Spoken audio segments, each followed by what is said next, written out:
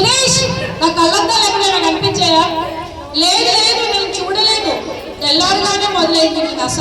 ఎప్పుడు దొరుకుతుందో నాకు నీ నుండి విముక్తి.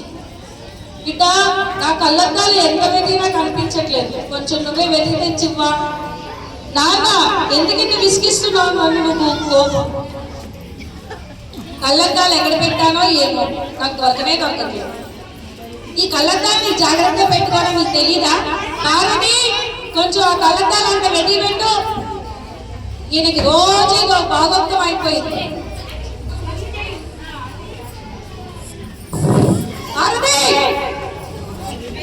ఈయనకి రోజు ఒక భాగోత్వం అయిపోయింది. ఈయనకి ఏ పని లేదు, పాట లేదు. నాకు వంట పని ఉంది, మీరు వెతికి ఇవ్వండి. లేకపోతే సామాన్లన్నీ ఎలా పడితే అలా పడేస్తాను. మళ్ళీ వాటికి మీరే సర్దుకోలేక చావా. రోజు నీ కళ్ళద్దాలు అక్కడ ఇక్కడ పెట్టేసి మర్చిపోయి మమ్మల్ని ఇబ్బంది పెడుతున్నాను. ఇదిగో నీ అద్దాలు ఇక్కడే ఉన్నాయి, తీసుకో. నిజంగానే నీకు కళ్ళు కనిపించట్లేదా? నువ్వు కొద్దివారం అయిపోయావా?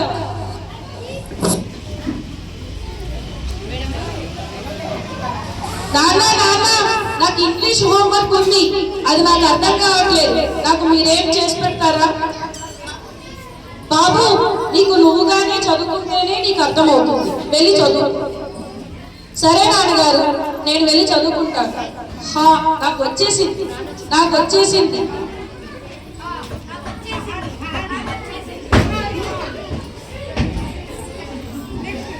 ఏమైంది నాన్న? దెబ్బలేమైనా తగిలాయా?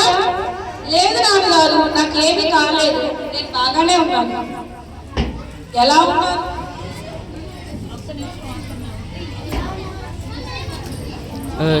ఎలా ఉన్నారు సురేష్? ఇంట్లో ఉన్నారా?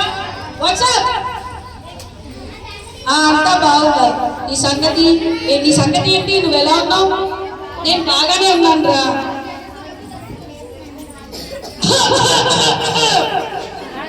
అప్పుడు నాన్న, కాస్త నువ్వు దగ్గర ఆపేస్తావా? మేము ఇక్కడ మాట్లాడుకుంటాం, నాకు చాలా డిస్టర్బెన్స్ గా ఉంది. అరే ఏమైందిరా? ఏం జరిగింది? నువ్వు ఎందుకు ఇంత చిరాకు పడుతున్నావు?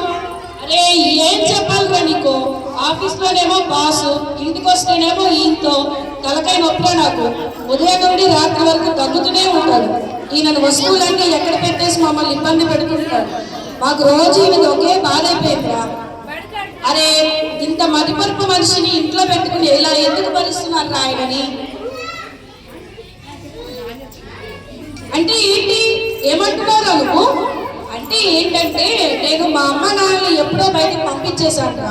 ఇంట్లో నుండి బయటగా అంటే ఇంట్లో నుండి బయటకి అంటే వృద్ధాశ్రమం.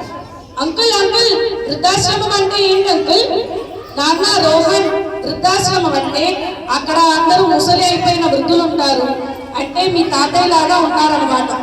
దాన్నే వృద్ధాశ్రమం అంటారు. మీ తాతయ్య మీ నాన్నగారిని బాగా చిరాకు పడుతున్నారంట కదా, కాబట్టి మీ తాతయ్యని వృద్ధాశ్రమంలో వదిలేదు. నేను కూడా మా అమ్మ నాన్నని అక్కడే వదిలేశాను.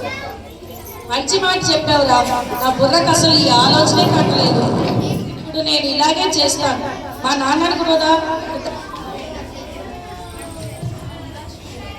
సరే మంచిది, అలాగే చెయ్యి. ఇక నేను వెళ్తున్నాను, ఆఫీస్కి వెళ్ళే టైం అయింది. మళ్ళీ ఎప్పుడైనా కలుద్దాం. టిఫిన్ అయితే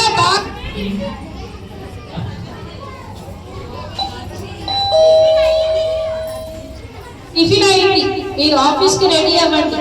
నాన్న రోహన్, నువ్వు కూడా త్వరగా తిను, స్కూల్కి టైం అవుతుంది. త్వరగా తినండి. అమ్మా పార్వతి, నాకు ఆకలేస్తుందమ్మా, నాకు కూడా తినడానికి కొంచెం ఏమన్నా పెడతావా? మీరు ఎక్కడికి వెళ్ళేది ఉంది?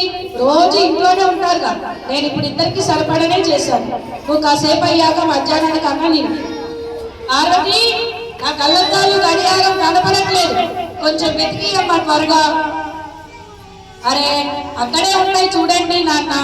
రోహన్ నాన్నని కళ్ళద్దాలు గడియారం కనిపించట్లేదంట, వెతికి నాన్నగారికి.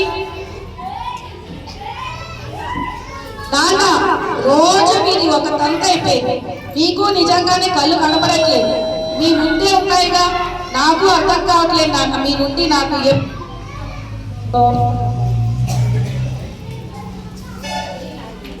మీరు తొందరగా ముసలివాడైపోండి. నేను కూడా మిమ్మల్ని వృద్ధాశ్రమంలో వదిలేస్తాను. రోహన్, ఏం నీ పద్ధతి నీ మాట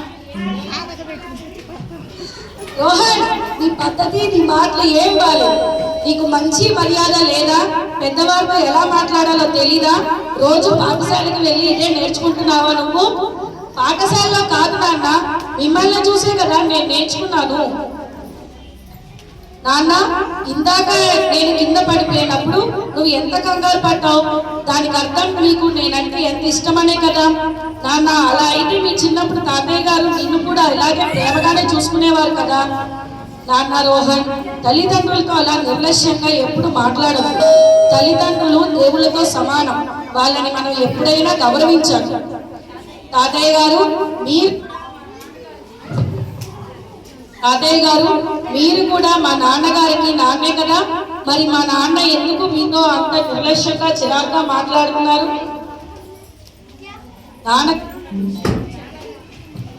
నాన్నగారు, నన్ను క్షమించండి. నా వల్ల మీ పట్ల చాలా పెద్ద తప్పు జరిగింది. నేను పర్వాలేదులే నాన్న, పిల్లలే కదా తప్పులు చేసేది. తల్లిదండ్రులు పిల్లలు చేసిన తప్పుల్ని క్షమిస్తారు. మీరు సుఖ సంతోషాలతో ఉండడమే మాకు కావాలి.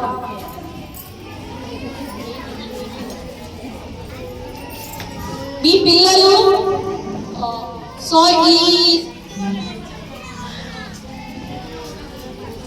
Everyone listen.